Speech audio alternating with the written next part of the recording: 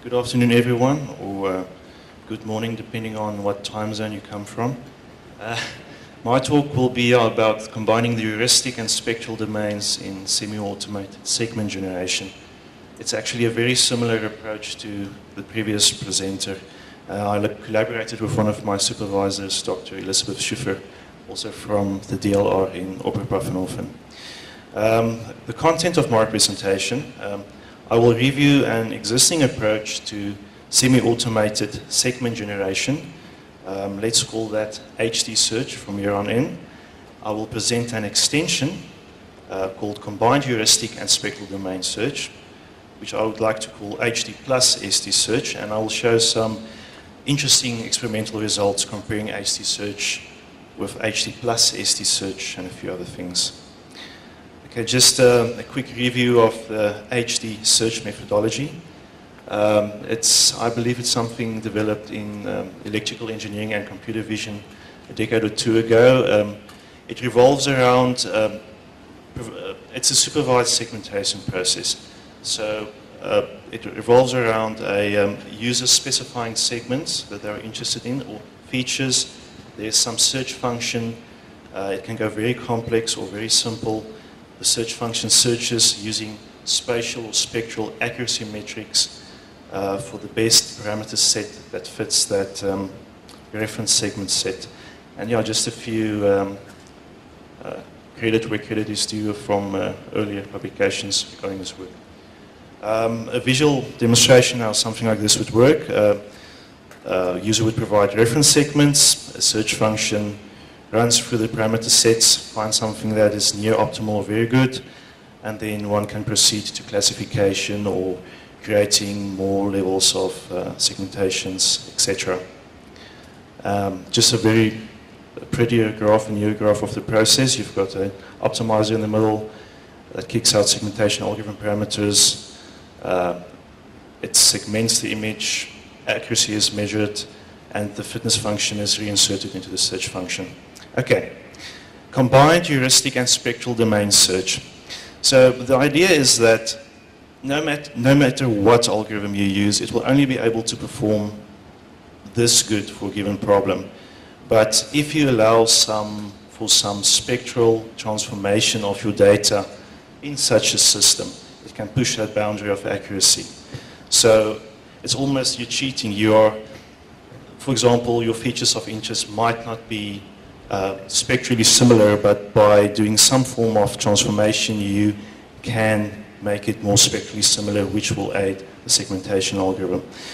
Critical is that there are many ways you can do low-level or image transformations, such as edge filtering, band ratios, histogram stretching, thresholding, etc. But the key is it needs to be controllable via parameters, because you add the parameters as extra to this method.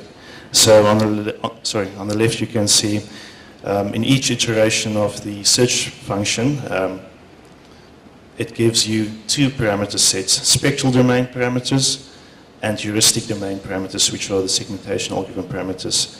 And in each iteration, subset or the whole image are transformed in some way, and then you segment with these transformed imagery. In my implementation, I tested two very common, familiar meta-optimizers, namely differential evolution and particle swarm optimization. I meta-optimized both of them, meaning I used an overlayer of or I used an optimizer that optimized the search function or the method. I implemented two very interesting spectral transformation functions to illustrate this concept called spectral split, which is a 4-variable conditional statement function, and a very simple linear transformation matrix, which is a 9-variable method. So using spectral split, just a quick overview, these images are tents in IDP camps in Ethiopia.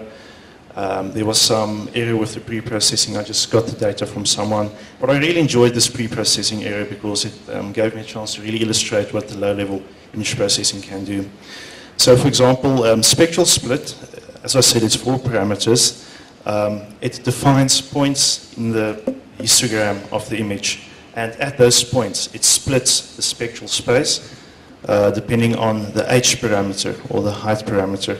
So for example, looking at the middle image, at these fences that the people created around their tents, one can immediately see there's a synthetic edge created, and the fence is generally speaking more homogeneous, which might aid segmentation if you're interested in that.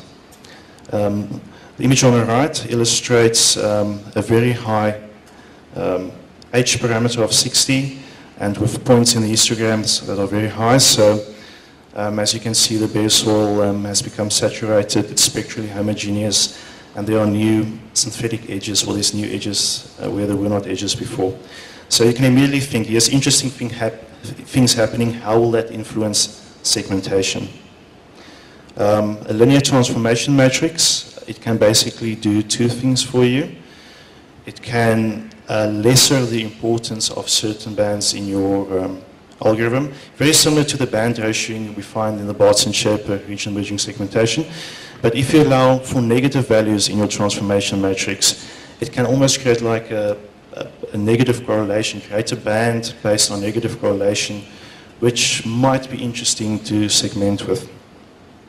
All right, I tested this approach with two segmentation algorithms, namely simple linear iterative clustering. It's a very, very fast and elegant clustering algorithm. It combines the spatial and spectral domain. So if you've got three bands, it creates this 5-dimensional space, and it clusters segments in that space. And then the very famous region merging variant multi-resolution segmentation.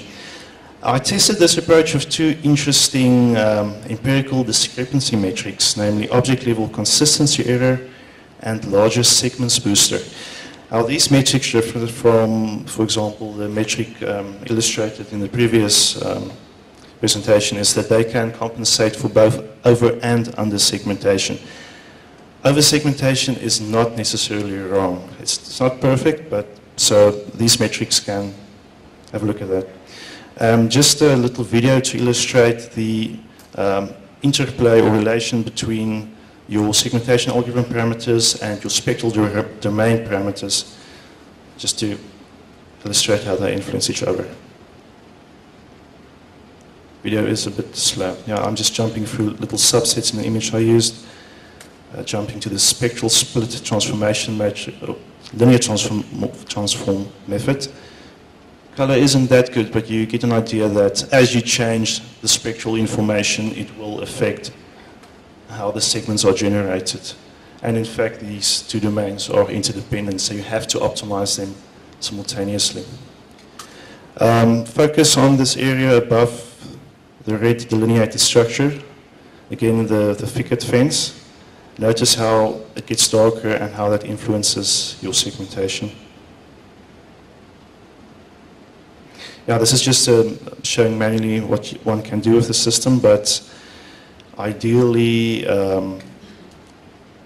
you would just, if I can just skip on, you would click on the start search button and let some fancy optimizer find the optimal parameters for you, which will happen shortly.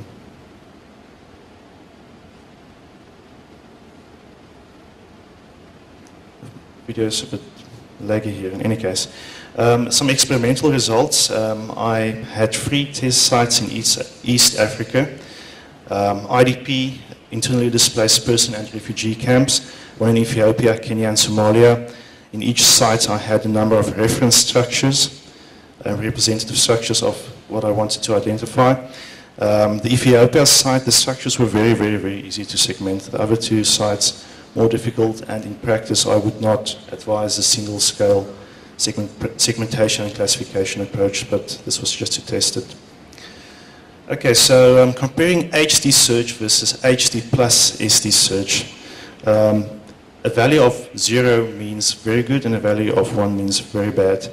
So compare the results of the HD search method with that of HD plus SD search. There is a statistically significant increase in accuracy by using either spectral split or the transformation matrix. The transformation matrix method was superior in my examples. For those of you familiar with these metrics, going from 0.47 to 0.37, it's significant.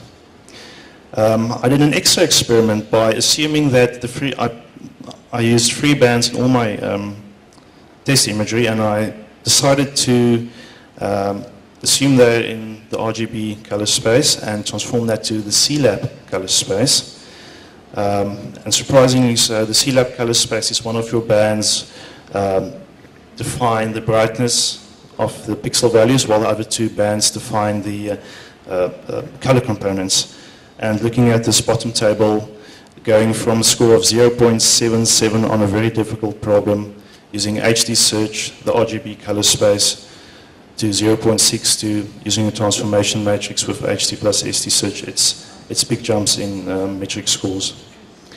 Just to illustrate the interdependence of the two parameter sets, we're all familiar with the Barton-Schoepfer algorithm, so just have a look at the bottom table and notice the scale parameters using each different method.